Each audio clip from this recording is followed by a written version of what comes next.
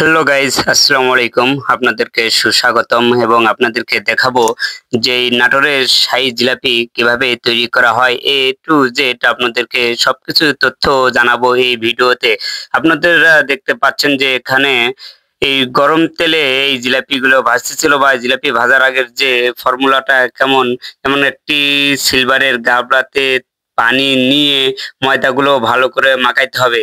এই ময়দা যদি আপনি ভালো করে মাখাইতে না পারেন বা ফেটাইতে যদি না পারেন তাহলে হয়তো এই জিলাপি ভালো হবে না। এইদিকে পিছনের গালবায় দেখতে পাচ্ছেন যে ময়দাগুলো ভালো করে মিক্সার করা হচ্ছিল এবং যে আগের যে ময়দাগুলো মাখানো হচ্ছিল সেগুলোতে দেখতে পাচ্ছেন যে তারা অলরেডি জিলাপি তৈরি করতেছিল। এই জিলাপি তৈরির এই পেস্টটাই হলো মেন। এই পেস্ট যদি দিতে পারে সে জিলাপির কারিগর হতে পারে, আর যদি পেস্ট দিতে না পারে সে জিলাপির কারিগর হতে পারে না। এই জিলাপির পেস্ট আর মেয়েদের মনের পেস্ট একই ব্যাপার, বোঝা বড় দায় যে তারা উল্টা পেস্ট দেয় না সিধা পেস্ট দেয়। এই পেস্টটা আমরা অনেকবার ট্রাই করছি, পারি নাই। এই গাবলার ময়দার অবস্থা আর এখনকার মেয়েদের মনের অবস্থা একই, যে মার্কেটে গিয়ে তারা পাকিস্তানি ড্রেস নিবে না ইন্ডিয়ানটা নিবে না বাংলাদেশিটা নিবে। তো এরকমই এই গাবলার ময়দাটাও ঘুর ফেকে দেখাচ্ছে মাখানো হচ্ছিল যে কখন কমপ্লিট হবে। তো মেয়েদের মনে তাই যে কোন ড্রেস নিবে, তারা হয়তো মার্কেটে গিয়ে কোনোভাবেই স্থির হতে পারতেছে না যে কোন দেশের ড্রেসটা তারা নিবে। তো এই যে এসকে শাকিল ভাই যে জিলাপিগুলো এখন সেই মেয়েদের মনের মতো করেই প্যাচ দিবে, যে তারা এই প্যাচে কোন চক্করে তার স্বামীকে কত টাকা মার্কেট করে নিবে। এই একই অবস্থা, আর এই জিলাপির অবস্থাটাও হয়তো একই রকম সেম হবে।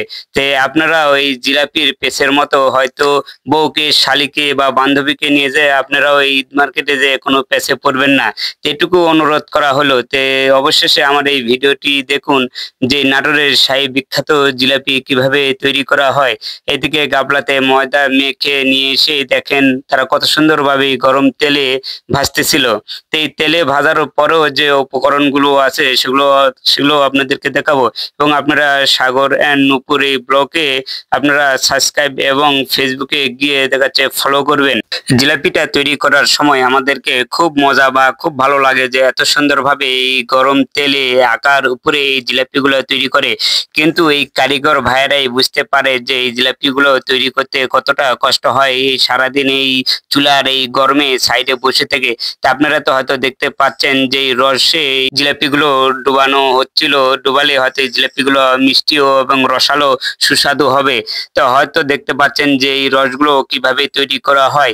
তা আপনারা এই ভিডিওতে আপনাদেরকে দেখাবো যে এই রসগুলো কিভাবে তৈরি করা হয়। তা দেখতে পাচ্ছেন এই রসে একটা একটা করে নিয়ে এসে ডুবায়া তারপরে এই ছেঁকে ছেঁকে উঠাচ্ছিল যেন এই রসটুকু এই জিলাপিতে না যায়। তো যতটুকু প্রয়োজন জিলাপি এতটুকুই হয়তো এই রসগুলো খাবে। খাওয়ার পরে সেটা পরিপূর্ণ হওয়ার পরে এই জিলাপিগুলো রস থেকে উঠানো হয়।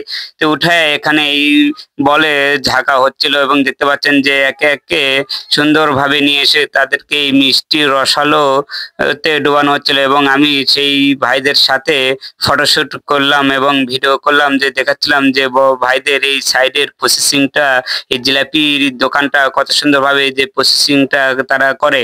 এবং এই যে দেখতে পাচ্ছেন যে রস, এই রসটি গাবলাতে সামান্য কিছু পরিমাণ পানি নিয়ে তাতে পরিমাণ মতো চিনি দিতে হয়।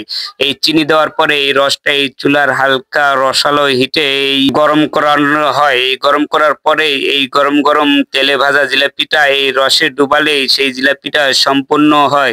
তা আপনাদেরকে একবারে মুরাদ থেকে প্রথম প্রসেসিংটা দেখলাম যে গাবলাতে সামান্য পরিমাণ পানি এবং দেখতে পাচ্ছেন যে তীর কোম্পানির যে ব্র্যান্ডের যে চিনি আছে এই চিনিটা এই গাবলাতে দেওয়া হচ্ছে। এই হালকা হালকা হিটে এই চিনিটা গলে পরিপূর্ণভাবে এই রসটা আমাদের এই যে জিলাপির প্রসেসিংটা দেখতে পাচ্ছেন যে খুবই সুস্বাদু এবং খুব পরিষ্কার ভাবে, যেহেতু এটা একটা গ্রামেই তৈরি করা হচ্ছিল বলে হয়তো গ্রামের জিনিস গ্রামের লোক তো আর হয়তো ভালোভাবে চিনে বা বুঝে বিদায় তারা খুব সুন্দরভাবে তৈরি করে। তা দেখতে পাচ্ছেন কত সুন্দর ফ্রেশ ভাবে এই চিনিগুলো ব্যবহার করা হচ্ছিল। হয়তো অনেকজনাই ভাবে হয়তো তারা মিষ্টির রস দেয় বা হয়তো অন্য দিনের কোনো বা অন্য কোনো মেলার বা জালসার কোনো ঘুরোত হয়তো এই রসটি ব্যবহার করে, কিন্তু না, এটা হয়তো অন্য জায়গাতে কি করে আমরা জানি না, বাট এই গ্রাম অঞ্চলে যখন আমাদের নিজের জন্য তৈরি করে তারা খুব ভালো পরিষ্কারভাবে এবং ফ্রেশভাবে তৈরি করার চিন্তা ভাবনায় তারা করে দেখতে পাচ্ছেন যে এই প্রসেসিং এর পর এই জিলাপিগুলো কত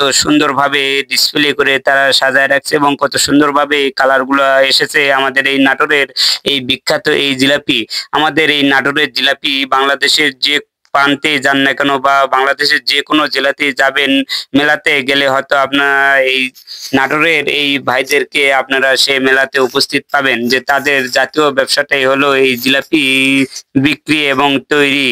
তারা এই নাটোরের মধ্যে সবচেয়ে বিখ্যাত এই জিলাপি তৈরিতে তারা নাম্বার ওয়ানে আছে সারা বাংলাদেশের মধ্যে। যদি আপনারা জিলাপি খেতে চান এই নাটোরের লোককে যে কোনো জায়গাতে গেলেই বা যে কোনো মেলার মাঠে তাদেরকে পেয়ে থাকবেন এবং তাদেরকে জিজ্ঞেস করলেও আপনারা বুঝতে পারবেন যে তারা হয়তো নাটোরেই বাড়ি। তাই আমার ভিডিওতে আপনারা বেশি বেশি কমেন্ট করবেন এবং কে কোন মেলাতে গিয়ে এই নাটোরের এই জিলাপির দোকানদারকে পেয়েছেন আমাকে জানাবেন। দেখতে পাচ্ছেন জিলাপির কত সুন্দরভাবে তারা ডিসপ্লে করে সাজিয়ে রাখে এই জিলাপিগুলো, যে আমি নিজেও তাদের জিলাপি দেখে আমার এই গ্রুপ সেটআপ যে বাহিনীগুলো ছিল আমাদের চমলক্ষ বাহিনীদেরকে নিয়ে এই জিলাপি কিনে নিলাম এই ভাইদের দোকান থেকে। আমার এই ভিডিওটি ভালো লাগলে লাইক কমেন্ট শেয়ার দিবেন। ধন্যবাদ।